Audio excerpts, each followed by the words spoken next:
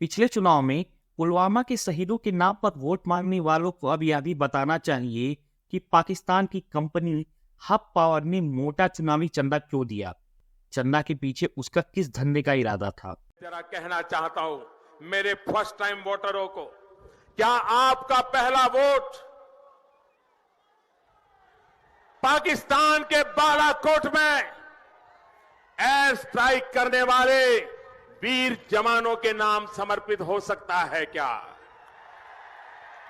मैं मेरे first time voter से कहना चाहता हूं, कहीं आईएसआई का पाकिस्तानी कंपनी पर हाथ तो नहीं। चुनावी चंदे का पाकिस्तानी कनेक्शन चौंकाता है। ईडी के जरिए वसूली के साक्ष्य भी न खाऊंगा न खाने दूंगा की नारे की पोल खोलने लगे हैं। चंदा दो धंधा लो की भी अभी कई कहानियां सामने आएंगी, करना होगा इंतजार। नमस्कार, मैं हूं विभ्यांशु पांडे, आप देख रहे हैं एक नजर एक नजरिया। हम डालेंगे खुलते राज पर एक नजर और रखेंगे अपना भी नजरिया। तो बने रहें हमारे साथ, देखते रहें एक नजर एक नजरिया।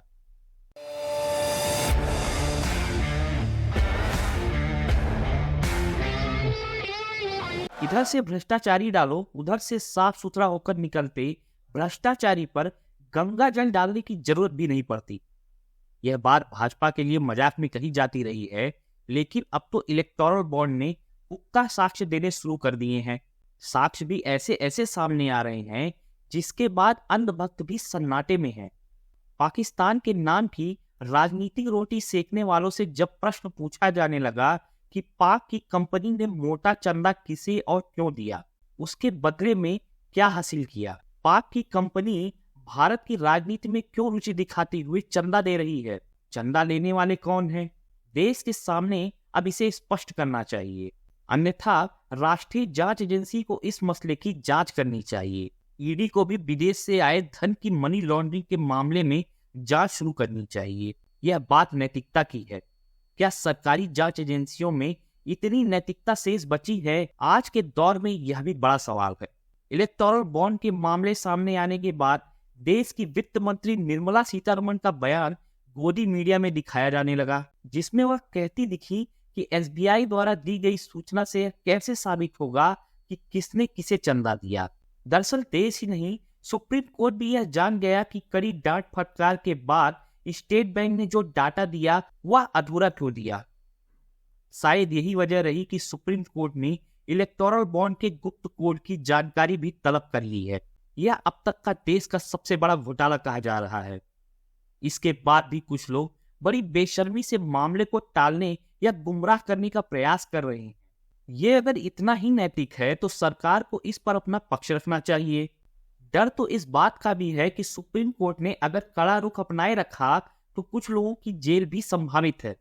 मोटा चंदा देने वालों में शेल कंपनियां यानी फर्जी नाम पते पर बनी कंपनियां भी शामिल बताई जा रही हैं, जिन्होंने अपना काला धन इस बहाने सफेद किया। चंदा देने वालों में वह भी शामिल हैं जिन पर कोरोना काल में मरीजों से गलत तरीके से वसूली के आरोपों के बाद ईडी ने छापेमारी की। इसके बाद उसने करोड़ों का इलेक्टोरल बॉन्ड खरीद लिया तो छापेमारी बंद हो गई। कोई मोटा चंदा देने के बदले कोरोना की दवा बनाने लगा। लॉटरी के कारोबार से जुड़ी एक कंपनी ने सबसे ज्यादा चंदा दिया तो हैदराबाद की मेघा इंजीनियरिंग दूसरी सबसे ज्यादा चंदा देने वाली कंपनी है, जिसे बड़े कॉन्ट्रैक्ट दिए गए। वित्तीय क्षेत्र से जुड़ी 4 फर्मों ने 87 करोड़ के बॉन्ड खरीदे हैं। खनन से जुड़ी कई कंपनियों ने भी मोटा चंदा दिया, बदले में खनन पट्टा पाने में कामयाब रहीं।